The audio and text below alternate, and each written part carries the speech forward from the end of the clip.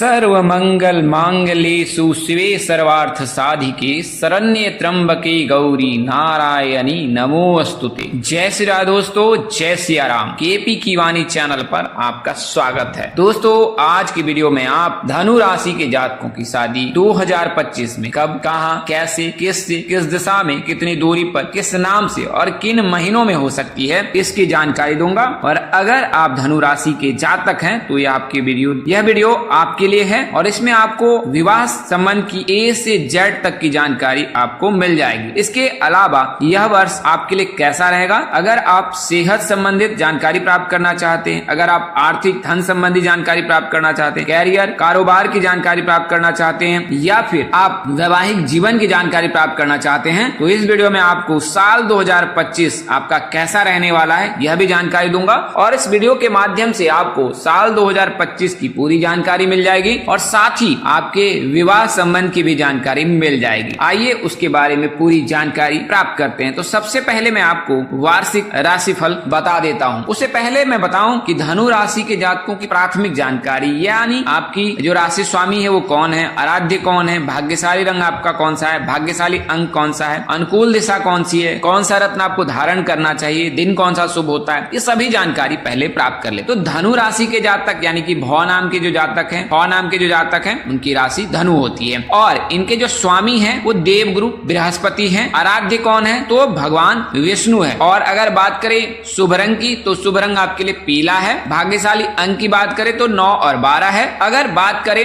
रत्न की तो पुखराज आपके लिए शुभ है, आप पुखराज धारण कर सकते हैं, कर सकती हैं। इसके अलावा आप माणिक्य भी धारण कर सकते हैं। अनुकूल दिशा आपके लिए कौन सा है तो पूर्व है, सूर्य की दिशा है और यह शुभ है। बात करें दिन की तो गुरुवार और रविवार का दिन आपका शुभ है और आपके लिए गुरुवार का दिन तो बेहद ही शुभ है, क्योंकि आपके राशि स्वामी जो देवगुरु बृहस्पति है यह दिन जो है उनको प्रिय है और भगवान विष्णु को प्रिय है। बात करें अगर राशि स्वभाव की तो आप द्विस्वभावी हो सकते हैं, ड्यूल नेचर के हो सकते हैं, टू माइंडेड हो सकते हैं। कभी आपने सही सोचा फिर आप उसी समय उस चीज को गलत सोच सकते हैं, या कभी गलत सोचते हैं तो उसी समय उसी सब चीज को आप सही भी समझ सकते हैं। तो ये ड्यूल स्टेटस जो होता है नेचर यानी द्विस्वभावी, टू माइंडेड, इस प्रकार के आप में स्वभाव देखे जा सकते हैं। अगर बात करें राशि तत्व की तो अग्नि है, इसके कारण आप जल्द गुस्से में आ सकते हैं। अच्छी चीजें आपको अच्छी लगती हैं, अगर कोई बात बुरी लगती है तो फिर आप पाक से उनका जवाब भी देते हैं या देती हैं। तो ये ऐसा अग्नि तत्व के चलते होता है। राशि प्रकृति आपका पित्त है। राशि धातु की बात करें तो कांस्य है। तो अगर आप 9 और 12 तारीख के दिन अगर कोई शुभ काम करते हैं, 27 तारीख के दिन अगर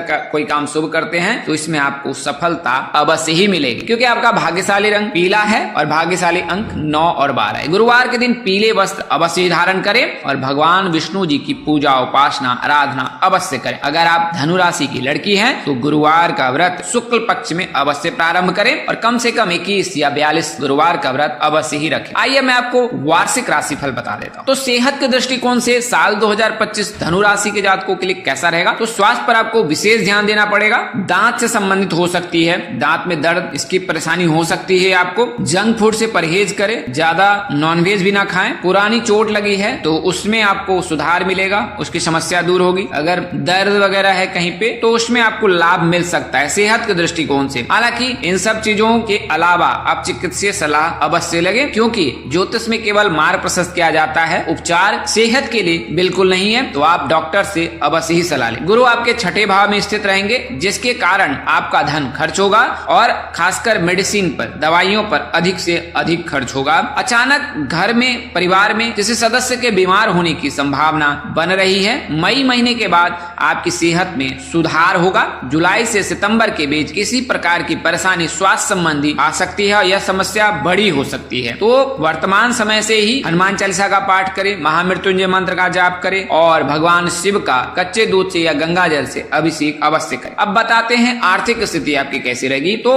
आर्थिक दृष्टिकोण से यह वर्ष उत्तम रहेगा। गुरु जो है आपके छठे भाव में होने से आपको जो है कोर्ट कचहरी मामलों में धन खर्च हो सकता है। लोन से जुड़े कार्यों में आपको सफलता मिलेगी। अगर व्यवसाय करना चाहते हैं तो आपके लिए जो है निवेश करने का अवसर मिलेगा। आप दूसरों की मदद करने के भरसक प्रयास करेंगे। मार्च के बाद शनि की ढैया आपको बड़े निवेश में सावधानी रखने के संकेत दे रही है, यानी कि मार्च से जो है 29 मार्च को जब शनिदेव राशि परिवर्तन करेंगे तो आप पर शनि की ढैया प्रारंभ होगी। तो उस समय से फिर आपको निवेश करने के समय में ध्यान रखना होगा। कानूनी मामलों में वाद विवाद से आपको बचना होगा। भावुकता में आकर किसी को बड़ी धनराशि उधार में न दे और न ही कोई कठिन फैसले ले। अंतिम 2 महीने में आपको धन के मामलों में परेशानी का सामना करना पड़ सकता है, यानी कि नवंबर और दिसंबर। अब बात करते हैं शिक्षा और करियर की। तो वर्ष की शुरुआत में आपको जॉब में बदलाव करने का अवसर मिल सकता है। मई महीने तक जो है आपको परेशानी रह सकती है करियर को लेकर। फरवरी मार्च में हल हो सकता है और आपका प्रमोशन हो सकता है। अगर आप जॉब से संबंधित कोई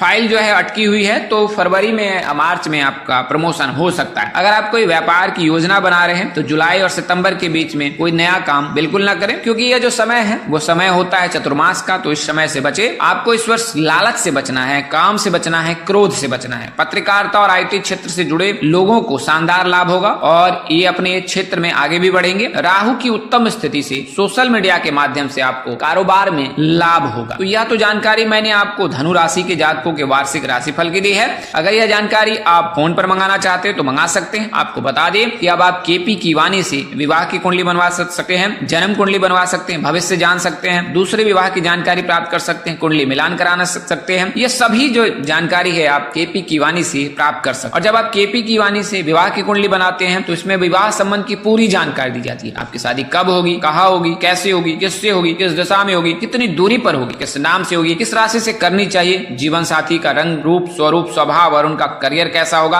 आपका करियर कैसा होगा। अगर आप प्रेम प्रसंग में है तो प्रेम विवाह के योग बनेंगे नहीं बनेंगे। इसके अलावा अगर आप विदेश जाना चाहते हैं, विदेश में जॉब करना चाहते हैं, विदेश में कारोबार करना चाहते हैं तो यह भी जानकारी आप प्राप्त कर सकते। साथ ही आपको संतान योग, सास ससुर का स्वभाव, घर ससुराल में घर द्वार, करियर कारोबार, महादशा अंतरदशा, कुंडली में किस प्रकार के योग बने, आपका चरित्र कैसा हो सकता है और जीवन कैसा रहेगा, ससुराल में जीवन कैसा रहेगा या अपने घर पर जो जीवन साथी के साथ आपका संबंध कैसा रहेगा, पुत्र से किस प्रकार के आपको जो है सुख प्राप्त होंगे, सेहत कैसी रहेगी आप, तो सभी तरह की जानकारी जो है आप कुंडली बनवाकर प्राप्त कर सकते हैं। वहीं अगर आप अपने बच्चे की जन्म कुंडली बनवाते हैं तो उसमें आपको जन्म से लेकर वृद्धावस्था की महादशा के अनुसार से आपको पूरी जानकारी दी जाएगी। सर्वप्रथम चरित्र कैसा रहेगा, करियर कैसा रहेगा, किस क्षेत्र में जाना उत्तम रहेगा, क्या करना उत्तम रहेगा, किस उम्र में आपके बच्चे का भाग्योदय होगा, किस उम्र में जो है उनकी किस्मत बदलेगी, क्या करना उनके लिए उचित रहेगा, उनकी सेहत कैसी रहेगी, विवाह कब होगा और करियर में वो कब किस समय में ऊंचाई पर रहेंगे और उनके लिए क्या उत्तम रहेगा। इसके अलावा कुंडली में कौन सी महादशा रहेगी, 7.5 कब शुरू होगी, शनि की ढैया कब शुरू होगी, तो ये तमाम तरह की जो जानकारी है अब आप KP की वाणी से प्राप्त कर सकते। तो इसके लिए आप संपर्क करें। हमारा संपर्क नंबर स्क्रीन पर भी दिए गए, बता भी देता हूँ, 8521835670। तो इस नंबर पर आप कॉल और मैसेज के जरिए संपर्क कर सकते। आइए मैं आपको धनु राशि के जातकों की जानकारी। तो धनु राशि के जातकों के लिए अगर हम बात करें विवाह के लिए, तो जैसा कि मैंने आपको बताया है कि शनि की ढैया प्रारंभ होगी मार्च महीने के बाद, यानी अप्रैल महीने में 29 मार्च को जो है शनिदेव राशि परिवर्तन करेंगे। तो अप्रैल से जो है शनि की ढैया शुरू होगी, तो ये समय थोड़ा सा उत्तम नहीं रहेगा जनवरी से अप्रैल के बीच। हाँ, लेकिन मई के बाद जो है आपके संबंध मधुर होंगे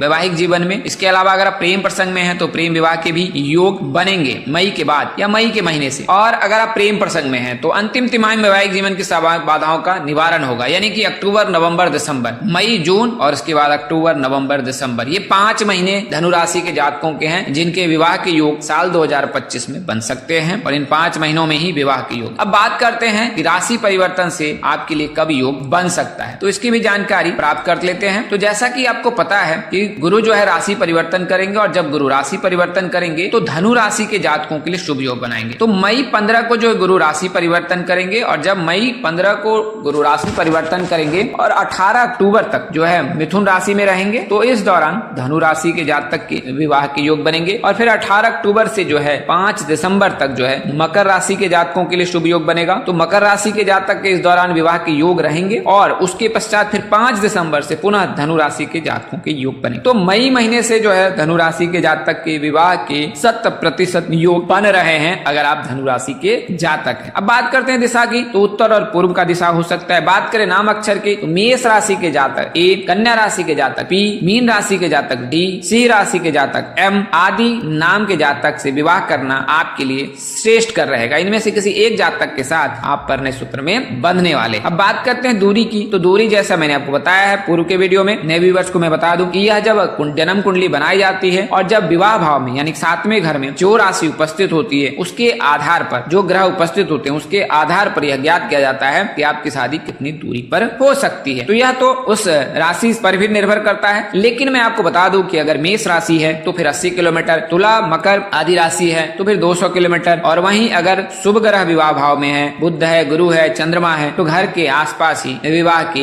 योग बनते हैं। तो इस प्रकार की जानकारी मैंने आपको धनु राशि के जातकों की दी है। अगर आपकी राशि धनु है, अगर आपके मन में कोई अन्य सवाल है तो आप मैसेज के जरिए हमें संपर्क कर पूछ सकते हैं। आज के लिए इतना ही, अगले वीडियो में फिर मिलेंगे। तब तक के लिए इजाजत दे। आप जहां रहें मस्त रहें, व्यस्त रहें। माता रानी की असीम कृपा आप पर बरसती रहे। परमपिता परमेश्वर आपको सद्बुद्धि, सत्मार्ग और आगे बढ़ने की शक्ति दे। नमस्कार, जय श्री राधे दोस्तों, जय श्री कृष्णा, जय माता दी, जय वाहिगुरु, हर हर महादेव।